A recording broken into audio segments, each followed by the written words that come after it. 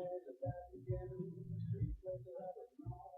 everybody, it's a little bit more Moby for you from carrying over from yesterday. That's called Extreme Ways. Was featured in a Matt Damon movie. Oh boy, what is the name of it? I think Born Ultimatum. One of those he made like 3 or 4. One of those there. It was the theme song for the movie. The very first Jason Bourne movie. Anyway, let's get to it. We had some economic data to go over this morning. Couldn't really scout these markets. It was just too much data. There was ISM non-manufacturing, which missed. So now you have factory orders missed, non-manufacturing misses, but manufacturing 2 days ago beat. Go figure. Crazy, right? The other data that came out this morning was ADP. Employment numbers was pretty much in line with forecasts. But then you had the ECB on interest rates. They left interest rates unchanged, which everybody knew they were going to do. And then it was all about their comments, which were, I don't know, around 8:30 or so in the morning. They were just saying that they're going to continue down their course of the QE, that they set their policy to do the QE, and that they're going to continue to do it until it runs through. He talked a little bit about inflation picking up, but then he addressed the GDP numbers. For 2015, Mario Draghi of the ECB said he expects to see 1.5% growth in 2015, 1.9% growth in 2016, and 2% growth in 2017. So this is just what they're expecting. Now, all this QE they're doing with these low interest rates in Europe, as we've done here in the States, could lead to better GDP growth rate or worse, right? So one won't know until it happens. But it's funny that all this, as we addressed this the other day, all this QE, all this buying of different assets, asset purchasing around the world has been $22 trillion with a T, $trillion. United States just about $4 trillion, and now we've supposedly ended, although there's no mandate, and we've talked about that in the past, for the Fed to give the Treasury your money back. But for all intents and purposes, the United States has ended their QE.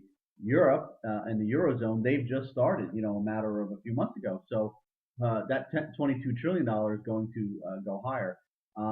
All this money being thrown at these different asset classes, keeping interest rates at these low levels, and the ECB can't forecast more than 2% growth. It's absolutely absurd. It's time that all central bankers, including the Federal Reserve, back away from this whole quantitative easing experiment, which Ben Bernanke started after the financial crisis, and he's admitted it's an experiment, never been done before in the history of finance, never been done before on this stage, this global stage. And it's proven it's not working. It's not creating jobs. It's not even creating GDP growth. I mean, with these interest rates, we should be having GDP growth 4, 5, 6, 7%, 8% GDP growth. Unemployment of zero, almost not zero, but full unemployment, 3.5%, 4%. The government, the United States government claims it's about 5.5%. We all know that number is completely skewed. We should have inflation should be through the roof, which the United States government is claiming inflation is about 2%. It's absurd what's going on. If you've been in this game for a while, you know what the financial engineering that they're doing, central bankers and Federal Reserve. And we've been saying it over and over. They've painted themselves in a corner. All we have to hope for is that they don't let it explode. They don't let the bubble that they're creating, and they are creating a bubble, they don't let that thing explode and pop in a horrific manner. They need to deflate the bubble slowly. If they can pull that off, great. God bless them. So the time will tell. Anyway, we had 3 trades which carried over from yesterday, last night. We got out last night, yesterday afternoon. We got out of one early this morning. We'll go over them. First one is pound US dollar. We had 5% of this. We were short 1.51983. Went against us the whole time. We never had, it never came down for us. We were shorting as it was popping up. It never came down for us to add to the position, so we only had 5%. Went against us the whole time. and stop this out. Theoretically, we probably shouldn't have risked 152 pips. Probably should have kept it around 100, 110 pips. But it is what it is. So 152.1 pips is size adjusted 7.6. So not the worst thing in the world at all. Australian dollar, Japanese yen. We were long this 96.103. That's an average price. We were long a little lower, and then we got in a little higher, so that was our average. And we were looking for it to make a run up to 97 overnight. Didn't happen. You can see here overnight it popped up to about 96.85 or so. Pulled back, came in the office this morning. We decided to get out of this ahead of the big economic news from the ECB and any of the other little smaller numbers from the United States. So we got out 96.662 early this morning, picking up 55.9 pips. We had 10% of our normal size, picking up 5.5 pips.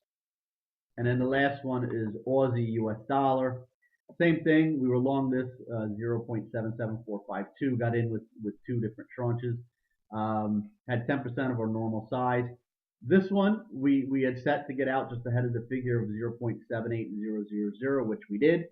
0.77951 last night. So it hit our target, 49.9 pips. Adjust for size, 5.0 pips because we had 10% of our normal size. So we'll take it and we'll move on. We'll move to tomorrow. If you're still trading now, good luck. If any signals come out, they'll be coming your way. And we'll end you with a little bit more extreme waves by Moby.